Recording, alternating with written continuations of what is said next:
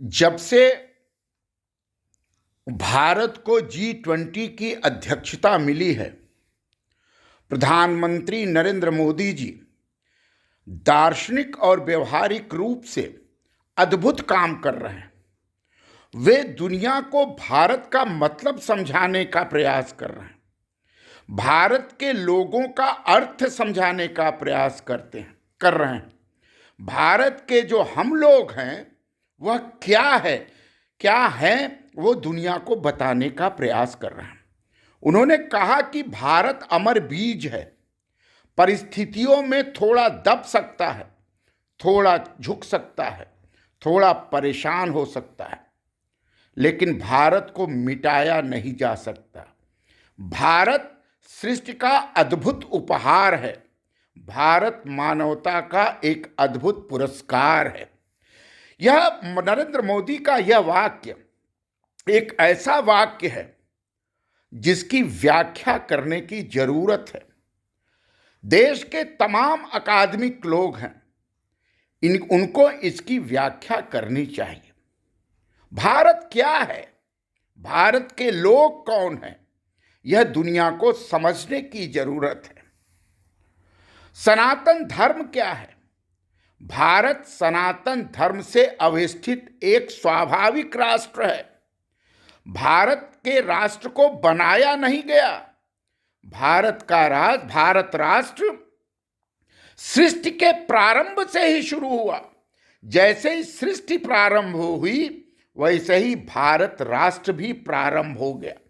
भारत राष्ट्र एक प्राकृतिक संरचना है, मानवकृत मनुष्यकृत संस्थाकृत बनाया गया संरचना नहीं है। तो भारत के लोग एक स्वाभाविक प्रकृति हैं। भारत के लोग सामान्य नहीं हैं। भारत में जन्मना और भारत में मरना दोनों के दोनों एक अपूर्व संस्कार का परिचायक है।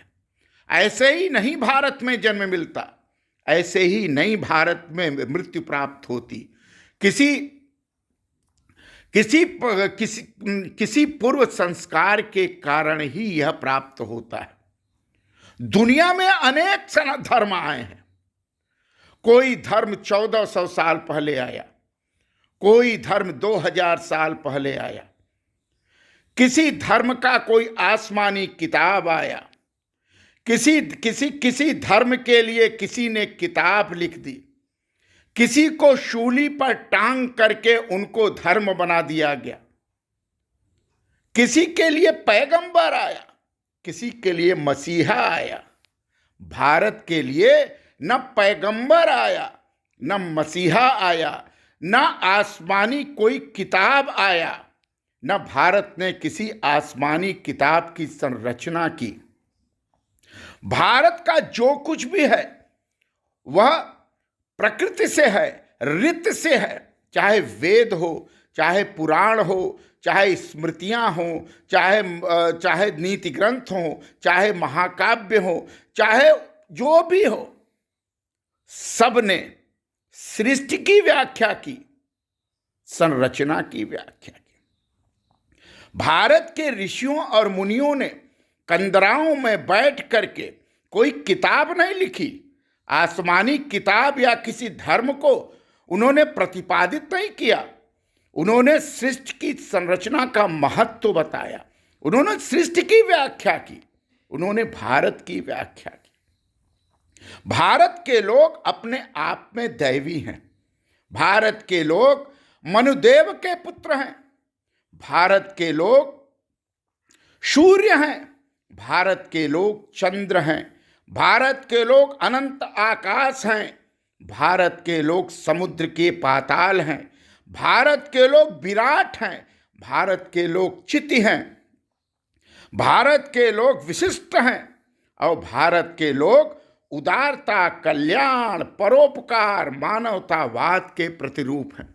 इसलिए भारत किसी देश पर आक्रमण नहीं करता। भारत किसी देश में अपना साम्राज्य नहीं फैलाता। भारत एक ज्ञान की पूंजी है। भारत एक मानवता की पूंजी है। भारत का ज्ञान चहुदिशा में प्रसारित है। दुनिया में जिस भी देश में चले जाइए, भारत का ज्ञान वहां आपको दिखाई पड़ेगा, उसकी सुगंध आपको महसूस होगी। यह है भारत के लोग। भारत ने ही लोकतंत्र को बनाया, भारत ने ही व्यवस्था को बनाया, भारत ने ही मनुष्यता को बनाया। और भारत ने किसी किताब के आधार पर अपने धर्म को, अपनी सनातनता को संचालित नहीं किया। भारत की सनातनता, भारत का धर्म सनातनता से संचालित है। वह सनातन है, वह मूल है, वह प्रकृति है, वह विराट है। इसलिए भारत को समझना बहुत जरूरी है। भारत अगर नहीं रहेगा तो दुनिया में मानवता नहीं रहेगी। भारत अगर नहीं रहेगा तो दुनिया में मनुष्यता नहीं रहेगी। दुनिया में जितने विचार प्रवाह हैं सब भारत के विकल्प में या तो पैदा हुए या तो भारत को चुनौती देने के लिए आए। भारत ने किसी देश को गुलाम नहीं बनाया।